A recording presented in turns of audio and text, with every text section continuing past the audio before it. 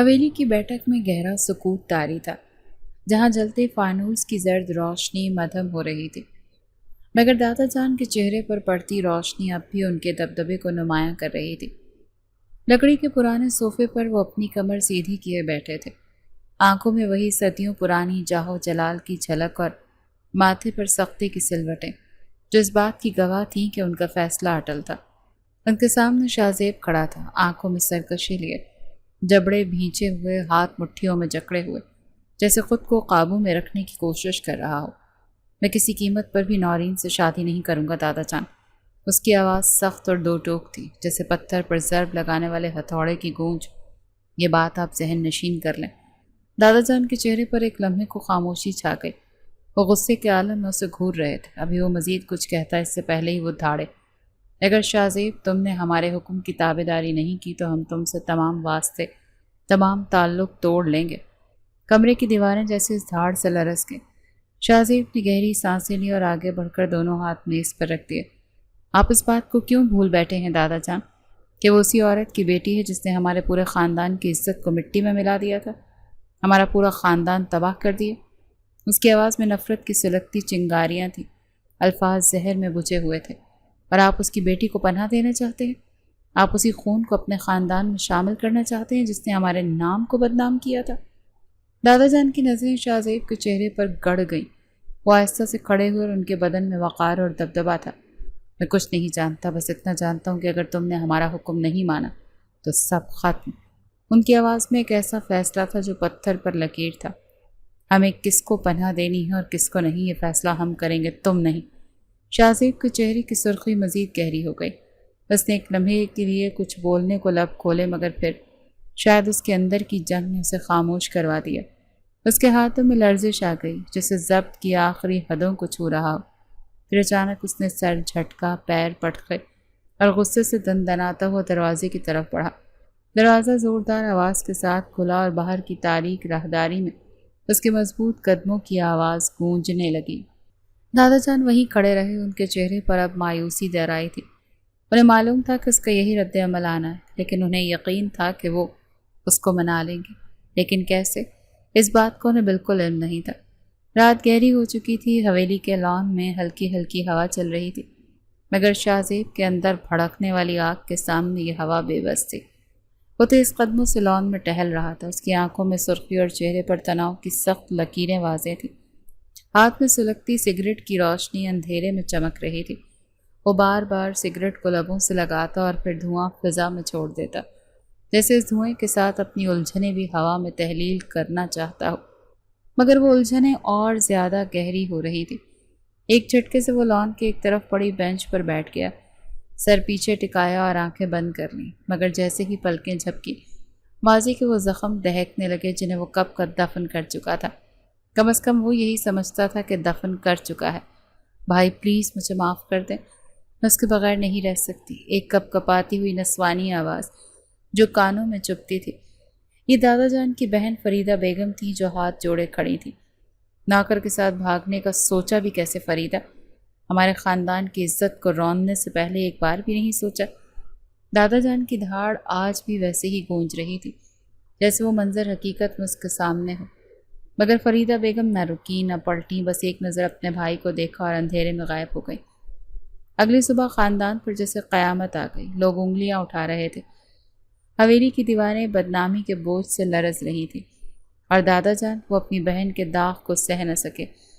ان کا رنگ زرد پڑ گیا، بدن کمزور ہو گیا، اور پھر ایک دن وہ ہارٹ اٹیک کے ہاتھوں زندگی ہار گئے۔ شاہ زیب کی مٹھیاں سختی سے بند ہو گئیں، اس کی آنکھیں کھلی، مگر دماغ اب تک ماضی میں قید تھا۔ اس کی ماں، وہ جو دادا جان کے بعد صرف چند مہینے ہی جی پائیں، ان کی آنکھوں میں ہر وقت آنسو رہتے تھے۔ وہ کبھی بیٹے کی آنکھوں میں دیکھ ہی نہ پائیں، کیونکہ ان آنکھوں میں صرف ایک سوال ہوتا تھا کہ کیوں، اور پھر ایک دن وہ بھی چلی گئیں۔ اس دن شاہ زیب نے خود سے ایک وعدہ کیا کہ اگر فریدہ بیگم کبھی میرے سامنے آئیں تو میں انہیں زندہ زمین میں گاڑ دوں گا، مگر زندگی عجیب کھیل کھیلتی ہے۔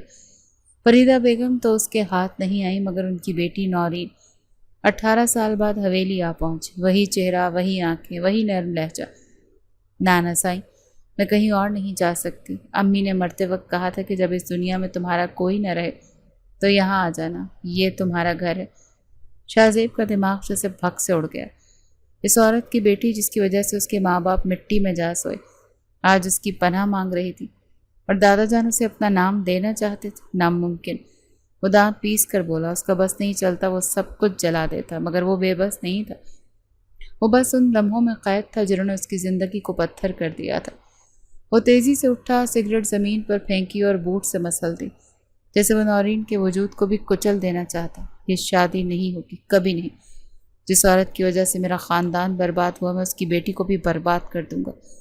وہ زہر آلود لہجے میں بڑبڑایا اور اندھیرے میں چل دیا، جہاں اس کے اندر کا طوفان اور شدت سے مچل رہا تھا۔ حویلی کی بیٹھک میں نیم اندھیرا تھا، اور بیٹھک کے وسط میں بھاری لکڑی کا دیوان رکھا تھا، جہاں دادا جان اپنی مخصوص وقار بھری نشست پر بیٹھے تھے، اور ان کے پہلو میں ایک معصوم سی لڑکی سہمی بیٹھی تھی، نورین۔ وہ محض 18 سال کی تھی، مگر آنکھوں میں وہ خوف اور دکھ تھا جو وقت سے پہلے انسان کو بڑا کر دیتا ہے۔ دودھیا سفید رنگت، نازک نقش و نگار اور لمبی سیاہ زلفیں جو اس کے کاندھوں پر جھول رہی تھی، مگر سب سے زیادہ اثر انداز کرنے والی اس کی آنکھیں تھیں، گہری، نامالود اور بے بسی سے لبریز۔ وہ اپنے نازک ہاتھوں کو ایک دوسرے میں جکڑے ہوئے تھے، جیسے خود کو سنبھالنے کی کوشش کر رہے۔ دادا جان نے محبت بھری شفقت سے اس کے سر پر ہاتھ رکھا۔ اس کی آنکھوں میں نرمی تھی۔ تمہارا اس میں کوئی قصور نہیں پتر۔ ان کی بھاری مگر مہربان آواز حویلی کی دیواروں سے ٹکرائی۔ تمہاری ماں نے جو کیا اس کا نتیجہ وہ بھگت چکی ہے، مگر ہم تمہارے ساتھ کچھ غلط نہیں ہونے دیں گے۔ تم ہمارا خون ہو، ہماری عزت ہو۔ نورین کا نچلا لب کانپنے لگا، آنکھوں میں بے اختیار آنسو بھر آئے۔ وہ ضبط کرنے کی کوشش کر رہی تھی، مگر دل میں چبھی چیخیں لبوں تک آ گئیں۔ نانا سائیں، اس کی آواز کانپ رہی تھی، آپ نے دیکھا شاہزیب سائیں ہم سے شادی نہیں کرنا چاہتے، پلیز زبردستی نہ کریں، وہ بے بنیاد ہم پر ظلم کریں گے، ہم نہیں چاہتے کہ ہماری زندگی بھی امی جیسی ہو۔ یہ کہتے ہی وہ دونوں ہاتھوں سے چہرہ چھپا کر سسکنے لگی۔ دادا جان کی آنکھوں میں لمحے بھر کے لیے سختی ابھری، مگر پھر وہ نرم لہجے میں بولے، مگر ان کے الفاظ پتھر کی لکیر جیسے تھے، جسے کوئی مٹا نہیں سکتا تھا۔ بیٹیاں بڑوں کے معاملات میں نہیں بولتی نورین، شادی بیاہ بڑے کرتے ہیں، جو ہم نے فیصلہ کیا ہے وہی ہوگا۔ نورین نے گھبرا کر آنکھیں اٹھائیں، مگر دادا جان کی گہری نظریں دیکھ کر اس کی آواز جیسے حلق میں اٹک گئی۔ وہ ہمیشہ سے حساس دل کی مالک تھی، نرمی اس کے مزاج میں کوٹ کوٹ کر بھری تھی، اور دادا جان کے سامنے تو ویسے بھی کبھی اف نہ کر پاتی۔ وہ جانتی تھی کہ جو فیصلہ ہو چکا وہ بدلنے والا نہیں۔ وہ بس خاموشی سے آنسو پونچھنے لگی، جیسے خود کو یقین دلانے کی کوشش کر رہی ہو کہ شاید قسمت کے فیصلے بھی پتھر پر لکیر ہوتے ہیں، جنہیں چاہ کر بھی نہیں بدلا جا سکتا۔ رات کے 10 بج چکے تھے اور حویلی کی راہداریوں میں خاموشی کا راج تھا، مگر کمرے کے اندر جہاں ہلکی مدھم روشنی چل رہی تھی، ایک بے چین روح کروٹیں بدل رہی تھی۔ نورین بستر پر لیٹی تھی، مگر نیند اس کی آنکھوں سے کوسوں دور تھی۔ چھت کو تکتی اس کی نظریں بار بار دھندلا جاتی، اور پھر آنسو گالوں پر بہہ نکلتے۔ زندگی کے ان 18 سالوں کا ایک ایک منظر، ایک ایک لمحہ اس کی آنکھوں کے سامنے چلنے لگا تھا۔ امی، میں بھی اسکول جاؤں گی نا؟ چھوٹی سی نورین نے خوشی سے پوچھا تھا، مگر فریدہ بیگم کے چہرے پر ایک عجیب سی تھکن تھی۔ بیٹا، اسکول جانا تو سب کا حق ہوتا ہے، مگر ہمارے نصیب میں کچھ اور لکھا ہے۔ وہ آہ بڑھتے ہوئے اپنے کام میں مگن ہو گئی تھی۔ ان کی میلی چادر کاندھے سے ڈھلک رہی تھی۔ اس کی ماں صبح سے شام تک لوگوں کے گھروں میں کام کرتی، برتن مانجتی، فرش دھوتی، جھاڑو لگاتی۔ چھوٹے چھوٹے ہاتھوں سے جب نورین ان کے کام میں مدد دینے کی کوشش کرتی تو وہ سختی سے منع کر دیتی۔ یہ سب مت کرنا نورین، تمہیں اپنی ماں کی طرح نہیں بننا، تمہیں اپنی تقدیر خود بنانی ہے۔ مگر تقدیر کہاں بدلی؟ نورین نے رخ موڑا، آنکھیں موندی، مگر دماغ میں ایک اور زخم تازہ ہو گیا، اس کے باپ کا جو کبھی تھا ہی نہیں۔ فریدہ بیگم کی کہانی وہ 1000 بار سن چکی تھی، مگر وہ حقیقت ہر بار نئی اذیت دے جاتی تھی۔ محبت کے جھانسے میں آ کر سب کچھ چھوڑ کر بھاگ گئی۔ انہوں نے اپنے عاشق سے شادی تو کر لی، مگر وہ شادی چند مہینوں کی مہمان تھی۔ جب تم میرے پیٹ میں آئیں تو وہ شخص مجھے چھوڑ کر چلا گیا۔ میں نے بہت ڈھونڈا، مگر وہ کبھی واپس نہیں آیا۔ یہ الفاظ نورین کے دل میں چھید کر دیتے تھے۔ امی، آپ واپس کیوں نہیں گئی؟ کیونکہ نورین، میرے بابا مجھے کبھی معاف نہیں کرتے، اور میں تجھے ان کی جھڑکیاں، دھتکار اور تانوں کے بیچ نہیں پال سکتی تھی۔ یہ الفاظ نہیں، آج اس کو پگھلا ہوا سیسا لگ رہے تھے۔ آج بھی تو وہ ان کے درمیان تھی، لیکن وہ کتنے لاڈ سے اس کو پال رہے تھے۔ فریدہ بیگم نے اسے بڑے نازوں سے پالا تھا، اپنی ہڈیوں کا گودا نچوڑ کر اس کی پرورش کی تھی۔ ہر زخم، ہر تکلیف اپنے سینے پر سہی تھی، اور پھر اچانک وہ بھی چلی گئی۔ نورین کے جسم میں جیسے جھرجھری سی دوڑ گئی۔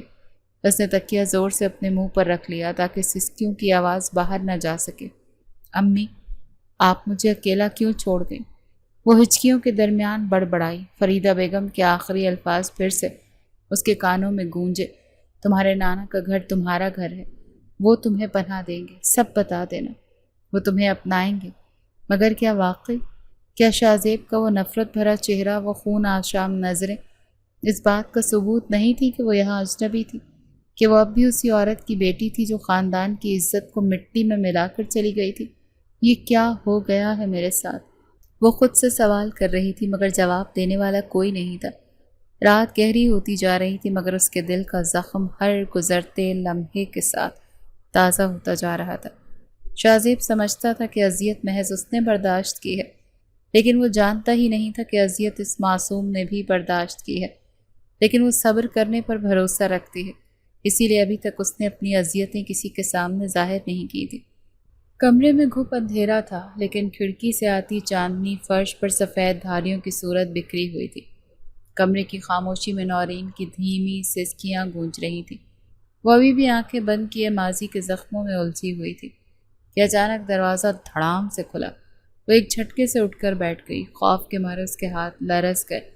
تیزی سے دوپٹہ اپنے گرد لپیٹ لیا اور تیز دھڑکنوں کے ساتھ سامنے دیکھا تو دروازے میں ایک سایہ کھڑا تھا۔ غصے میں ڈوبی ہوئی آنکھیں، سخت زاویے اور چہرے پر وحشت برساتی وحشیانہ سختی۔ شاہ زیب۔ وہ بنا کچھ کہے تیز قدموں سے اس کی طرف بڑھا اور پلک جھپکتے میں اس کی گردن دبوچ لی۔ دادا جان، تو اس رشتے سے منع کرو۔ اس کی آواز کسی دھاڑتی ہوئی آندھی کی طرح کمرے میں گونجی۔ تم جانتی نہیں ہو تم کس کی دنیا میں قدم رکھنے کی سوچ رہی ہو۔ نورین کا سانس حلق میں اٹک گیا، آنکھیں خوف سے پھیل گئیں۔ وہ اس کی سخت انگلیوں کی گرفت میں بے بسی سے تڑپ اٹھی تھی، مگر شاہ زیب کی گرفت آہنی تھی۔ مجھے چھوڑ دے، وہ ہکلائی۔ آنکھوں میں خوف کے آنسو تیرنے لگے۔ میرا کوئی قصور نہیں، دادا جان کا فیصلہ ہے، میں نے کچھ نہیں کہا، میں نے انہیں منع بھی کیا تھا۔ اس کا نازک وجود لرزنے لگا، مگر شاہ زیب کی آنکھوں میں زہر بھری نفرت تھی۔ جھوٹ، جھوٹ مت پکو، اس نے غصے سے دھاڑ کر ایک زوردار دھکا دیا۔ نورین بری طرح پلنگ سے جا ٹکرائی، مگر اس کے سنبھلنے سے پہلے ہی شاہ زیب کا بھاری ہاتھ بجلی کسی تیزی سے اٹھا اور ایک زوردار تھپڑ اس کے گال پر پڑا، اور وہ جھٹکے سے رخ موڑ گئی۔ آنکھوں کے سامنے چنگاریاں سی اڑنے لگیں اور گال پر آگ دہک اٹھی، مگر آنسو ضبط کرنے کے باوجود بہہ نکلے۔ یہ تھپڑ پہلا تھا نورین۔ شاہ زیب کی آواز زہر میں ڈوبی ہوئی تھی۔ وہ جھک کر اس کے بال مٹھیوں میں جکڑ چکا تھا۔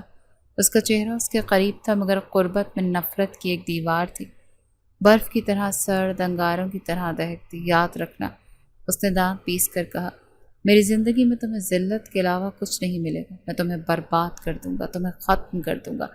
نورین کانپ اٹھی۔ تم جانتی نہیں ہو مجھے، وہ دھاڑا، اور ایک جھٹکے سے اسے چھوڑ دیا۔ نورین فرش پر گرنے سے بمشکل بچی، مگر اس کے نازک وجود میں جیسے جان باقی نہ رہی۔ وہ لرزتے ہوئے ہاتھ اپنے جلتے ہوئے گال پر رکھے اسے دیکھتی رہی، جبکہ شاہ زیب خون خوار نظروں سے اسے گھورتا ہوا دروازہ دھڑام سے کھول کر باہر نکل گیا۔ وہ بے بسی سے دروازے کو دیکھ رہی تھی جہاں سے ابھی کچھ دیر پہلے شاہ زیب گیا تھا۔ اس کا دل بے حد اداس ہو رہا تھا، اور اسی وجہ سے وہ اس آدمی سے شادی نہیں کرنا چاہتی تھی۔ جانتی تھی کہ اگر اس سے شادی کر لی تو تاعمر رونا ہے، جس طرح اس کی ماں روئی تھی، اسے بھی ساری زندگی رو کر کاٹنی تھی۔ لیکن جانتی تھی خدا تعالیٰ بہت مہربان ہے اور وہ مظلوم کے ساتھ کبھی ظلم نہیں کرتے۔ کمرہ ایک بار پھر سناٹے کی زد میں آ چکا تھا، مگر نورین کے اندر ایک طوفان مچ چکا تھا۔ وہ پلنگ کے کنارے بیٹھی زرد چہرہ لیے سوجی ہوئی آنکھوں سے دروازے کو ہی تک رہی تھی، جہاں سے شاہ زیب طوفان کی طرح آیا اور آندھی کی طرح نکل گیا۔ اس کا گال ابھی جل رہا تھا اور جسم اب بھی خوف سے کانپ رہا تھا، مگر سب سے زیادہ اس کا دل زخمی تھا۔ کتنی دیر تک وہ ویسے ہی بیٹھی رہی، آنکھوں سے آنسو مسلسل بہتے رہے اور وہ بے آواز روتی رہی۔ پھر نہ جانے کہاں سے کچھ ہمت آئی اور آہستہ سے کھڑی ہوئی، کمزور قدموں سے چلتے ہوئے وضو خانے کی طرف بڑھی۔ ٹھنڈے پانی کا چھینٹا جیسے دل کی سلگتی راکھ پر گرا ہو۔ ہر قطرہ اس کے وجود کی ساری بے بسی کو دھو دینا چاہتا تھا۔ ہاتھ دھوتے چہرے پر پانی ڈالتے دل کی بے قراری کچھ کم ہونے لگی۔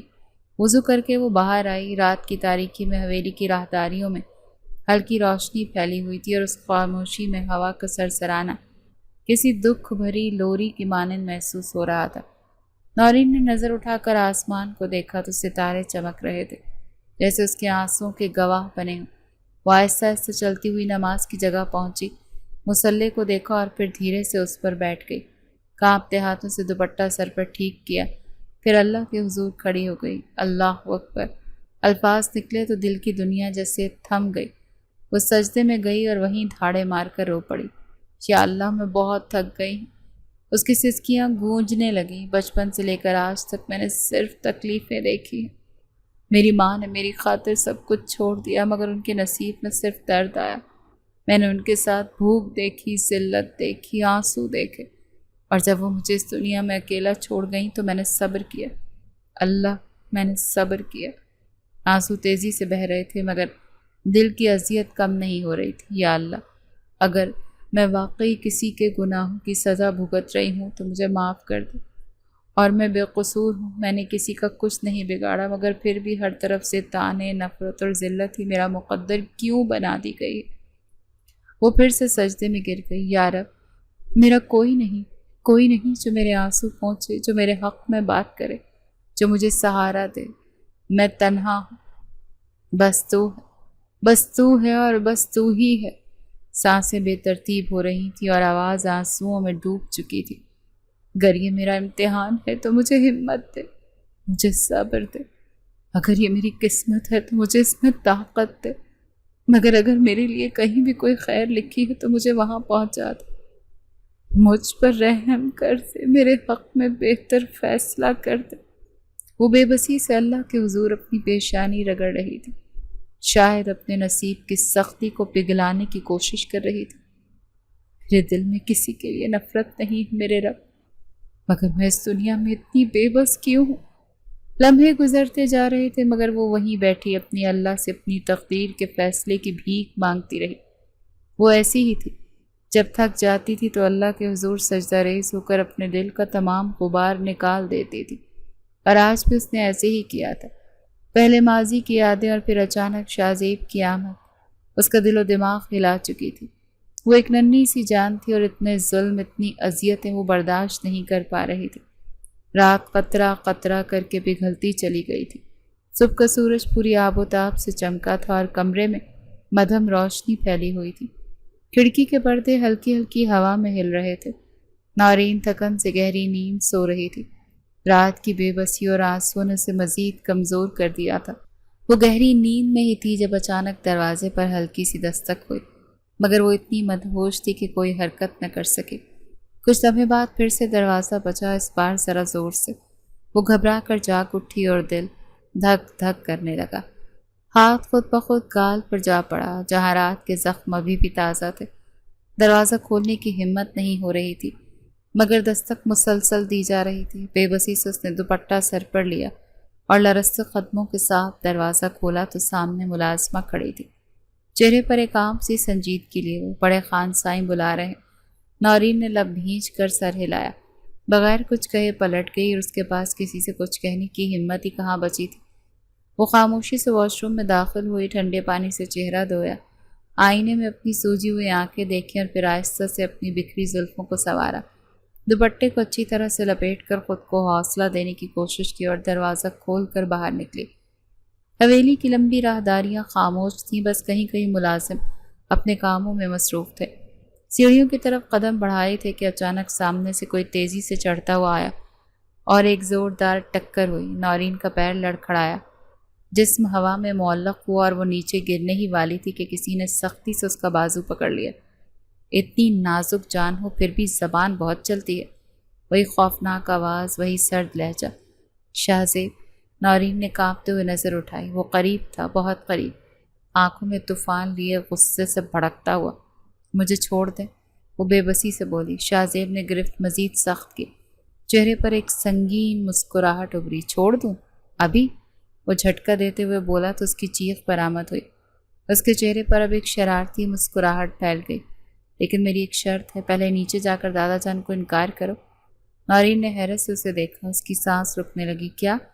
ہاں، جا کر کہو کہ یہ شادی تمہیں منظور نہیں، کہو کہ تمہیں یہاں نہیں رہنا، کہو کہ تم واپس جانا چاہتی ہو۔ نورین کا دل ڈوبنے لگا، لب کانپنے لگے۔ مگر میں ایسا نہیں کہہ سکتی۔ وہ موت کے دہانے پر تھی، لیکن جھوٹ بولنے سے گریز ہی کیا تھا، کیونکہ یہ اس کے بس میں نہیں تھا۔ شاہ زیب کے صبر کا پیمانہ لبریز ہو گیا۔ اس نے ایک جھٹکے سے نورین کو قریب کیا اور سرغوشی میں کہا، اگر تم نے ایسا نہ کیا تو ابھی کے ابھی تمہیں یہیں چھوڑ دوں گا، نیچے پھینک دوں گا۔ نورین کی آنکھوں سے آنسو بہنے لگے اور خوف کی شدت سے اس کا سانس پھول گیا۔ مت کریں ایسا، میں نے کچھ نہیں کیا، مجھے معاف کر دیں۔ مگر شاہ زیب کی گرفت برقرار رہی، اس کے چہرے پر سختی جمی رہی۔ یاد رکھنا نورین، اگر خدا نخواستہ تم میری زندگی میں شامل ہو گئی نا، تو یاد رکھنا تمہاری زندگی میں صرف اذیت لکھی ہے پھر، اور میں ہر لمحہ تمہیں یاد دلاتا رہوں گا۔ یہ کہہ کر اس نے ایک جھٹکے سے اسے چھوڑ دیا۔ نورین بمشکل خود کو سنبھال سکی، قدم ڈگمگائے مگر گرنے سے بچ گئی۔ شاہ زیب نے اسے جانے کا اشارہ کیا اور خود سیڑھیاں چڑھتا چلا گیا۔ نورین نے ایک نظر اپنے کانپتے ہاتھوں پر ڈالی، آنسو جلدی سے پہنچے اور فوراً دادا جان کے کمرے کی جانب دوڑ لگا دی، کہیں وہ شخص دوبارہ نہ آ جائے۔ وہ غصے میں بھڑکتا وہ اپنے کمرے میں داخل ہوا، دروازہ زوردار آواز کے ساتھ بند کیا اور سیدھا الماری کی طرف بڑھا۔ کپڑوں کے ہینگر ایک جھٹکے سے ہٹا کر اپنی سفید کڑھائی والا کرتا نکالا اور پھر شرٹ اتار کر آئینے کے سامنے جا کر کھڑا ہوا۔ چہرہ تناؤ میں تھا اور آنکھوں میں وحشت۔ مگر جیسے ہی وہ اپنے عکس کو دیکھنے لگا تو اچانک اس کے ذہن میں وہ منظر لہرایا، وہ سہمی ہوئی آنکھیں، لرزتے ہوئے لب، وہ چہرہ مگر خوف کے سائے میں ڈھکا ہوا تھا۔ وہ بے بسی سے آنکھیں میچ کر رو رہی تھی، ہلکی ہلکی سسکیاں بھر رہی تھی۔ کیا غضب کی صورت ہے! وہ بے اختیار بڑبڑایا، مگر فوراً ہی اپنی سوچ کو جھٹک دیا۔ فضول باتیں مت سوچ، وہ فریدہ کی بیٹی ہے۔ وہ خود کو باور کروا رہا تھا۔ وہ تیزی سے مڑا، ہاتھ جھٹک کر بالوں میں پھیرا، جیسے ذہن سے اس خیال کو نکال پھینکنا چاہتا ہو۔ لیکن اچانک موبائل کی زوردار گھنٹی کمرے میں گونجی۔ وہ چونکا، میز پر پڑے موبائل کی طرف دیکھا۔ اسکرین پر اس کے قریبی دوست کا نام جگمگا رہا تھا۔ ماتھے پر بل ڈال کر اس نے کال ریسیو کی۔ ہاں بولو۔ اس کا لہجہ ابھی بھی تلخی سے بھرا ہوا تھا۔ شاہ زیب، وہ بندہ مل گیا جس کی تلاش تھی۔ چند لمحے تو اسے یقین ہی نہیں آیا اور پھر ایک پل کو خاموشی چھا گئی۔ اب شاہ زیب کے چہرے پر ایک پراسرار سی مسکراہٹ ابھری۔ کیا واقعی؟ ہاں، پوری تصدیق ہو چکی ہے، بس بتا کیا کرنا ہے؟ شاہ زیب کی آنکھوں میں ایک چمک سی آ گئی۔ وہ چلتے چلتے آئینے کے قریب آیا اور اپنا عکس دیکھتے ہوئے دھیمی مگر شفاف آواز میں بولا، اسے لے کر فوراً حویلی آ جا۔ شاہ زیب، یہ خطرناک کھیل ہے، تو جانتا ہے کہ دادا جان کو پتہ چلا تو وہ تجھے زندہ نہیں چھوڑیں گے۔ اس کے دوست نے فکر مندی سے کہا، بکواس بند کر اور وہی کر جو کہا ہے۔ شاہ زیب نے غصے سے کہا اور بنا مزید سنے فون بند کر دیا۔ وہ دوبارہ آئینے میں خود کو دیکھنے لگا، مگر اب اس کے لبوں پر ایک چمکدار سی مسکراہٹ تھی۔ ایک خطرناک ارادہ صاف جھلک رہا تھا۔ وہ خود سے مخاطب ہوا، دادا جان کیا سمجھتے ہیں کہ میں ان کی مرضی کے آگے جھک جاؤں گا؟ اس کی نظریں مزید سخت ہو گئی۔ نہیں، میں وہی کروں گا جو میں چاہتا ہوں۔ جب اس لڑکی کے سامنے اس کے باپ کے سینے میں گولیاں اتاروں گا، تب وہ صرف اور صرف مجھ سے نفرت کرے گی، اور پھر دادا جان لاکھ چاہے وہ کبھی بھی اس رشتے کے لیے حامی نہیں بھرے گی۔ یہ کہتے اس نے قہقہ لگایا اور پھر کپڑے لے کر واش روم کی طرف بڑھ گیا تھا تاکہ فریش ہو کر ناشتے کے لیے جا سکے۔ دوسری جانب کمرے میں ہلکی ہلکی خوشبو پھیلی ہوئی تھی۔ ناشتے کی میز پر چائے کی بھاپ اڑ رہی تھی۔ دادا جان سکون سے بیٹھے نوالا توڑ رہے تھے اور نورین ان کے برابر میں دھیمے انداز میں کھانے میں مصروف تھی۔ ان کا رویہ اس کے ساتھ ہمیشہ شفقت بھرا تھا۔ وہ 18 سال بعد اپنی اولاد کو دیکھ رہے تھے۔ بھلا کون باپ ہوگا جو 18 سال بعد اولاد کو دیکھ نفرت سے منہ موڑ لے گا؟ ابھی وہ دونوں ناشتہ کرنے میں مصروف ہی تھے جب اچانک کمرے کا دروازہ ایک جھٹکے سے کھلا اور شاہ زیب لمبے لمبے قدموں سے اندر داخل ہوا۔ نورین کے ہاتھ سے چمچ چھوٹتے چھوٹتے بچا۔ وہ پریشان ہو کر دادا جان کے قریب کھسک آئی۔ دل کی دھڑکنیں بے ترتیب ہونے لگیں۔ اس کی نظریں فوراً جھک گئیں، ہاتھ اپنی گود میں مضبوطی سے بھینچ لیے۔ وہ جانتی تھی وہ آیا ہے اور یقیناً اب کوئی نہ کوئی زہر لازمی اگلے گا۔ وہ جیسے ہی اندر آیا سیدھا دادا جان کے قریب جا کر کھڑا ہوا۔ السلام علیکم دادا جان۔ اس کی آواز میں ہلکا سا ٹھہراؤ تھا مگر آنکھوں میں وہی سرکشی تھی جو ہمیشہ رہتی تھی۔ دادا جان نے نرمی سے جواب دیا، وعلیکم السلام شاہ زیب پتر، آ بیٹھ، ناشتہ کر لے۔ لیکن شاہ زیب کی نظریں تو کچھ اور ہی کہہ رہی تھیں۔ وہ سیدھا نورین پر ٹکی ہوئی تھی جو مزید سمٹنے لگی۔ گھبراہٹ میں وہ اپنی جگہ سے کھڑی ہو گئی، جیسے کوئی شکار کسی درندے کو دیکھ کر فوراً فرار کا راستہ تلاش کرتا ہے۔ مگر دادا جان نے اس کا ہاتھ تھام لیا۔ بیٹھو بیٹا۔ بیٹیا یوں بزرگوں کے آگے کھڑے نہیں ہوتے۔ ان کی آواز میں شفقت تھی مگر نورین کے دل کی دھڑکنوں میں شدت آ چکی تھی۔ شاہ زیب آہستہ آہستہ چلتا ہوا دادا جان کے قریب آیا اور ایک گہری سانس لی اور نرمی سے بولا، رات بھر میں نے آپ کے فیصلے کے بارے میں سوچا ہے دادا جان۔ یہ سنتے ہی نورین کی آنکھیں ایک پل کو حیرت سے اٹھیں، جسے یقین نہ آ رہا ہو کہ وہ کیا کہہ رہا ہے۔ ٹھیک کہا ہے آپ نے، جو ہو چکا وہ ماضی ہے اور ہمیں اسے بھول جانا چاہیے۔ اب جو ہے اسے قبول کرنا چاہیے۔ وہ ایک لمحے کے لیے رکا اور پھر سیدھا دادا جان کی آنکھوں میں دیکھ کر بولا، میں اس رشتے کے لیے راضی ہوں۔ نورین کا چہرہ جیسے فق ہو گیا، دماغ نے کام کرنا بند کر دیا۔ یہ کیا کہا تھا اس نے؟ اس کا خون جیسے رگوں میں ہی جم گیا۔ وہ جو امید لگائے بیٹھی تھی کہ شاہ زیب انکار کر دے گا، وہی شخص اب سر جھکا کر اطاعت قبول کر رہا تھا۔ اس کی سانسیں اٹکنے لگیں۔ دادا جان کا چہرہ خوشی سے کھل اٹھا۔ انہوں نے فوراً شاہ زیب کو سینے سے لگا لیا۔ شاباش پتر، مجھے معلوم تھا کہ تو میرا ہی خون ہے اور یہ ہمارا فیصلہ ہے، اور تو نے اسے قبول کر کے ثابت کر دیا کہ تو ایک سچا وارث ہے۔ نورین کی آنکھوں میں بے یقینی تیرنے لگی۔ وہ چاہ کر بھی کچھ کہہ نہیں سکی۔ وہ بولے بھی تو کس سے؟ شاہ زیب کی وہ وحشت بھری دھمکیاں یاد آ رہی تھیں، وہ نفرت بھری نظریں یاد آ رہی تھیں۔ اسے محسوس ہو رہا تھا جیسے وہ کسی ایسے جال میں پھنس چکی ہے جہاں سے نکلنا ناممکن ہے۔ وہ خاموشی سے اپنی نظریں جھکا گئی کیونکہ وہ جانتی تھی کہ اب کچھ بھی کہنا بیکار تھا، لیکن اس کا دل بول رہا تھا کہ یہ جو بھی ہو رہا ہے خطرناک ہے، اور یہ شخص آگ سے کھیل رہا ہے جس میں جل کر خاکستر صرف نورین کے وجود کو ہونا تھا۔ کمرے کی خاموشی نورین کے دل کی بے ترتیب دھڑکنوں کو اور واضح کر رہی تھی۔ وہ پلنگ کے کنارے بیٹھی گمسم سی اپنے ہاتھوں کی انگلیاں مروڑ رہی تھی۔ ذہن میں صرف ایک ہی سوال گردش کر رہا تھا کہ شاہ زیب نے انکار کے باوجود رشتہ کیوں قبول کیا؟ وہ شخص جو کل رات کے اس کی گردن دبوچ کر اپنی نفرت کا اظہار کر چکا تھا، وہ اچانک کیسے مان گیا؟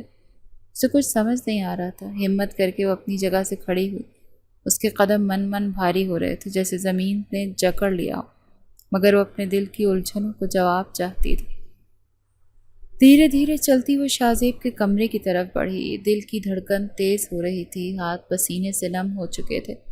کمرے کے دروازے پر پہنچ کر وہ چند لمحے خاموشی سے وہیں کھڑی رہی۔ یہاں تک کہ آنے کی ہمت وہ کر چکی تھی، لیکن اب آگے بڑھنے کی ہمت اس میں نہیں آ رہی تھی۔ چند لمحے وہ وہیں کھڑی رہی اور پھر ایک گہری سانس لے کر اس نے لرزتے ہاتھوں سے دستک دی۔ آ جاؤ۔ پہلے ہی دستک پر اندر آنے کی اجازت مل گئی۔ وہ ایک لمحے کو جھجکی اور پھر ہلکے قدموں سے اندر داخل ہوئی۔ کمرے میں ہلکی سی روشنی تھی۔ شاہ زیب صوفے پر نیم دراز بیٹھا سگریٹ سلگا رہا تھا۔ دھواں ہوا میں تحلیل ہو رہا تھا اور اس کی نظریں کسی غیر مرئی نقطے پر مرکوز تھی، مگر جیسی اس کی نگاہ دروازے پر کھڑی نورین پر پڑی تو وہ سیدھا ہو کر بیٹھ گیا۔ کیا چاہیے؟ نورین کے گلے میں جیسے کانٹے اگ گئے۔ اس کی ہمت ساتھ چھوڑنے لگی، مگر وہ یہاں آ ہی چکی تھی تو بات مکمل کرنا ضروری تھا۔ وہ بمشکل لب کھول پائی۔ آپ نے یہ رشتہ قبول کیا؟ یہ سوال اس کی زندگی میں بھگدڑ مچا چکا تھا۔ شاہ زیب کی آنکھوں میں ایک لمحے کو سرخی جھلکی، مگر وہ خاموش رہا۔ نورین نے ایک قدم آگے بڑھایا، نظریں جھکی ہوئی تھی اور آواز میں کپکپاہٹ نمایاں تھی۔ آپ نے کل رات کہا تھا نا کہ آپ کبھی اس رشتے کے لیے راضی نہیں ہوں گے، پھر آپ کیوں مانیں؟ اب کی بار شاہ زیب کی مٹھیاں بھیج کے اس نے سگریٹ ایشٹرے میں مسل دیا اور ایک جھٹکے سے کھڑا ہو گیا۔ تم مجھ سے سوال کرنے آئی ہو؟ اس کی آواز گرجدار تھی۔ نورین خوفزدہ ہو کر پیچھے ہٹی۔ چپ چاپ یہاں سے چلی جاؤ، وہ دھاڑا۔ یہ نہ ہو کہ تمہارا ہاتھ پکڑ کر دادا جان کے پاس لے جاؤں اور کہوں کہ دیکھیں آپ کی لاڈلی کتنی زبان دراز ہو چکی ہے۔ نورین کی آنکھوں میں خوف کا رنگ گہرا ہو گیا۔ تمہیں کیا لگتا ہے جو دادا جان تمہارے سامنے شفقت کا مجسمہ بنے بیٹھے ہیں وہ ہمیشہ ایسے ہی رہیں گے؟ جتنے وہ تمہیں اچھے لگتے ہیں نا، اس سے زیادہ خطرناک ہیں، اور اس سے بھی زیادہ خطرناک ہوں میں۔ نورین کی سانس حلق میں اٹک گئی۔ ابھی اسی وقت یہاں سے نکلو۔ اس کی دھاڑ کمرے میں گونجی اور نورین لرزتی ہوئی فوراً پلٹ گئی۔ دروازے کی طرف بھاگتے ہوئے اس کے قدم لڑکھڑائے، مگر اس نے خود کو سنبھالا۔ دروازہ کھول کر باہر نکل گئی۔ باہر نکلتے ہی اس کا سانس پھولا ہوا تھا، دل جیسے پلسلیاں توڑ کر باہر آ جائے گا۔ اس نے مڑ کر کمرے کی طرف دیکھا جہاں شاہ زیب اب بھی کھڑا تھا، مگر نظریں اس پر نہیں، کہیں اور مرکوز تھی۔ نارین نے اپنے آنسو سختی سے روکے اور تیز قدموں سے اپنے کمرے کی طرف بڑھ گئی۔ وہ جان چکی تھی کہ شاہ زیب کے قریب جانا اس کے لیے کسی خطرے سے کم نہیں تھا۔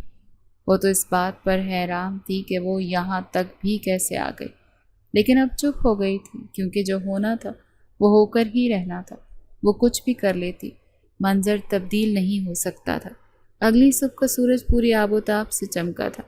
آج وہ وقت سے پہلے جاگ گیا تھا، نہ جانے کیوں سے ایک عجیب سی بے چینی نے آن گھیرا تھا۔ حویلی میں صبح کا منظر کچھ بدلا بدلا تھا۔ وہ ناشتے کے لیے نیچے پہنچا تو لمحے بھر کے لیے ٹھٹک گیا۔ ہر طرف ہلچل مچی ہوئی تھی، ملازم ادھر سے ادھر دوڑ رہے تھے، کچن سے خوشبوئیں آ رہی تھیں اور آنگن میں سفید چادریں بچھائی جا رہی تھیں اور دالان میں بھی سجاوٹ ہو رہی تھی۔ اس کے ماتھے پر شگنیں ابھری اور وہ چند لمحے سب کچھ دیکھتا رہا۔ پھر ایک ملازم کو پاس بلا کر پوچھا کہ یہ سب کیا ہو رہا ہے، کس چیز کی تیاریاں ہو رہی؟ لہجہ ہمیشہ کی طرح سخت تھا۔ ملازم نے ہاتھ باندھ کر مؤدبانہ انداز میں جواب دیا، سائیں، یہ آپ کے نکاح کی تیاریاں ہو رہی ہیں۔ شاہ زیب کے قدم وہیں جم گئے۔ ایک پل کے لیے وہ سناٹے میں آ گیا، جیسے اس کے کانوں میں کوئی دھماکہ ہو گیا۔ دل کی دھڑکن بے ترتیب ہو گئی اور غصے کی لہر پورے جسم میں دوڑ گئی۔ کیا؟ وہ دھاڑا، یہ بکواس کس نے کی؟ میں نے نکاح کے لیے صرف حامی بھری تھی، نکاح کرنے کا نہیں کہا تھا۔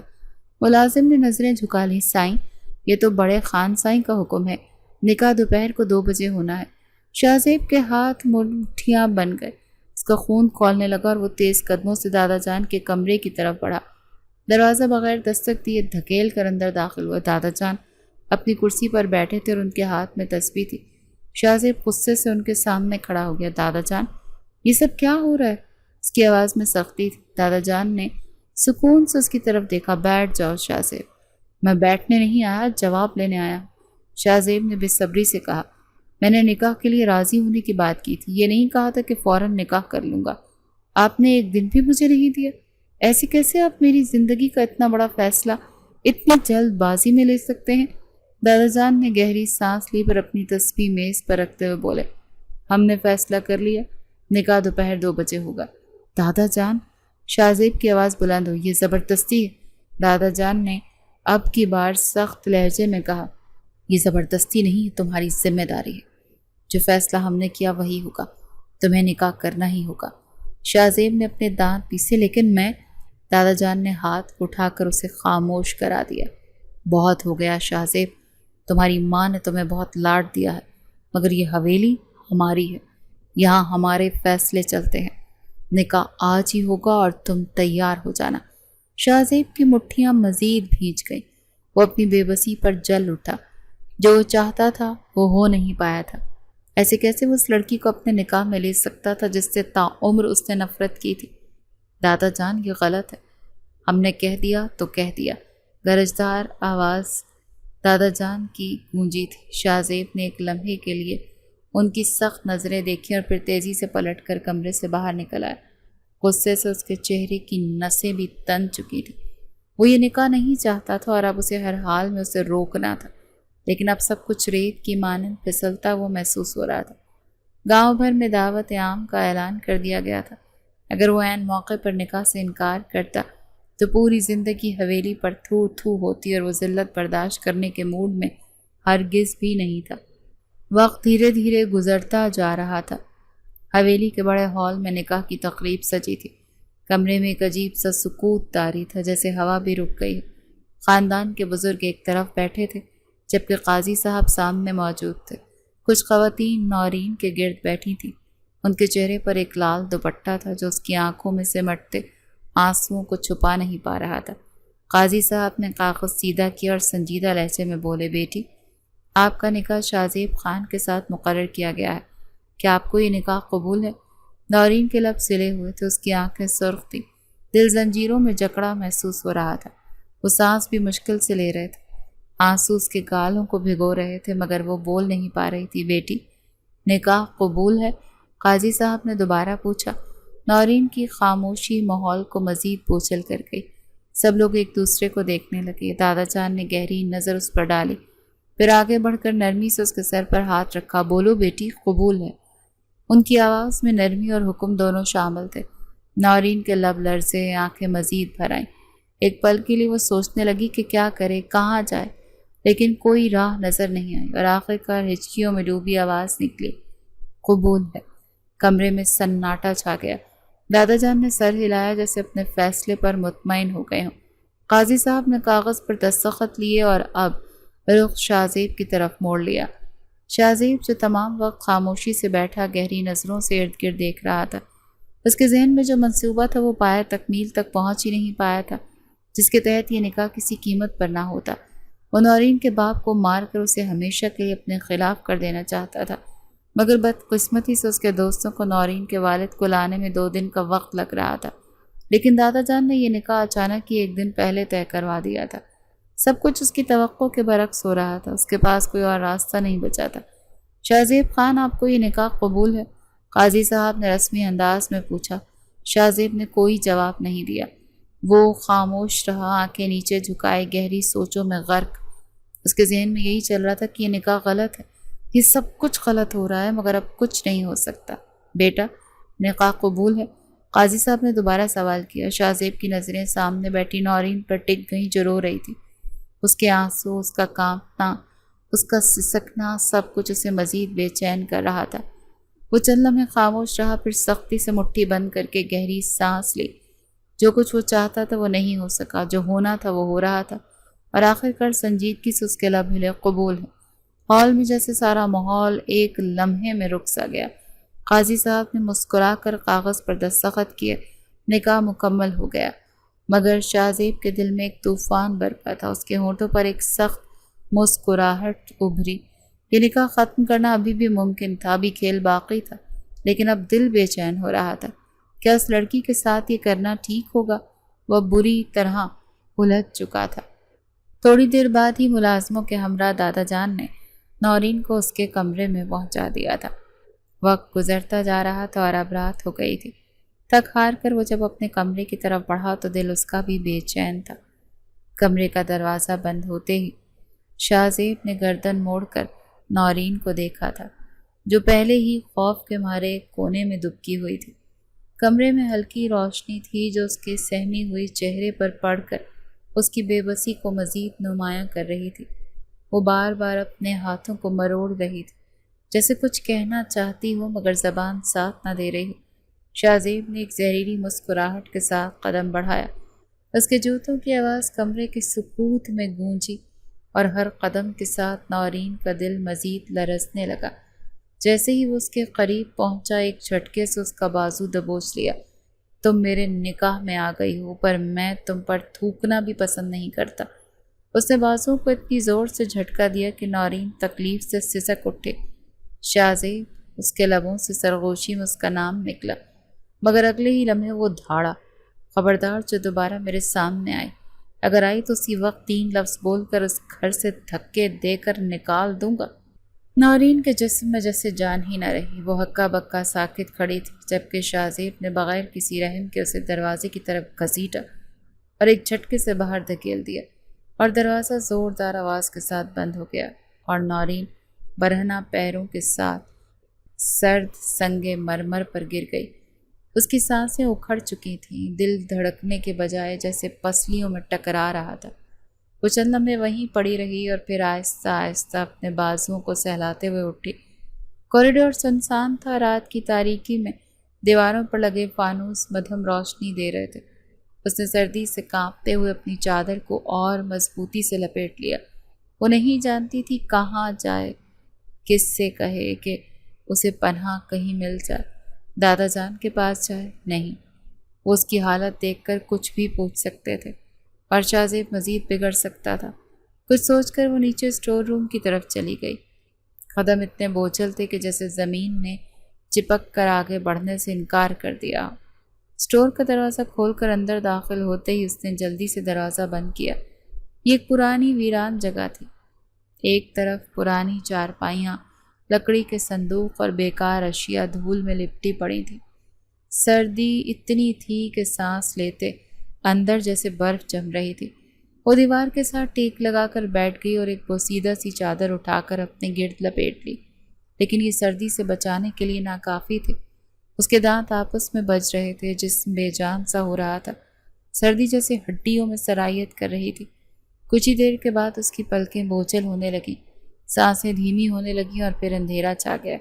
وہ نیم بے ہوشی کی حالت میں چلی گئی، جبکہ دوسری جانب شاہ زیب اپنے آرام دہ بستر پر سکون کی نیند سو چکا تھا، اس بات سے بے خبر کہ اگلی صبح ہی لڑکی کو کتنا بے سکون کرنے والی ہے۔ صبح کی پہلی کرن ابھی کمرے میں داخل بھی نہ ہوئی تھی کہ دروازے پر زوردار دستک ہونے لگی۔ شاہ زیب نے ناگواری سے آنکھیں کھولیں، سر میں ہلکی ہلکی ٹیسیں اٹھ رہی تھیں۔ وہ کمبل ایک طرف پھینک کر بستر سے اٹھا اور غصے سے دروازہ کھولا۔ ملازمہ گھبرا کر ایک قدم پیچھے ہٹی، پھر نظریں جھکاتے ہوئے بولی، بڑے خان سائیں بلا رہے ہیں، ان کا کہنا ہے فوراً نیچے آئیں۔ شاہ زیب نے کچھ لمحے خاموشی سے اسے دیکھا، پھر ہنکارا بھرتے ہوئے سر ہلایا۔ ملازمہ پلٹ گئی، مگر وہ وہیں کھڑا رہا۔ اچانک رات کے سارے منظر اس کی آنکھوں میں گھوم گئے۔ وہ ایک جھٹکے سے باہر آیا، ارد گرد نظر دوڑائی تو اس کا دماغ سن ہو گیا۔ اس کے کمرے میں گیا تھا، لیکن کمرہ خالی تھا۔ اب اس کا دماغ بھننا رہا تھا۔ فوراً ہی اس نے اپنا قدم نیچے کی طرف بڑھایا اور اس کے سوچنے کے بالکل مطابق وہ وہی تھی جس جگہ کا اس کو پہلا خیال آیا۔ سامنے اسٹور روم کا دروازہ کھلا تھا۔ دل میں عجیب سا دھڑکا ہوا، جیسے کوئی انہونی ہونے والی ہو۔ وہ تیز قدموں سے آگے بڑھا اور اندر داخل ہوتے ہی ٹھٹک گیا۔ نارین وہیں زمین پر بے ہوش پڑی تھی، پرانی چادر میں لپٹی، اور اس کے ہونٹ اب نیلے پڑ چکے تھے، سانسیں مدھم ہو چکی تھیں۔ نارین، وہ بے اختیار اس کے قریب جھکا، اس کا سرد وجود اس کے ہاتھوں میں لرز رہا تھا۔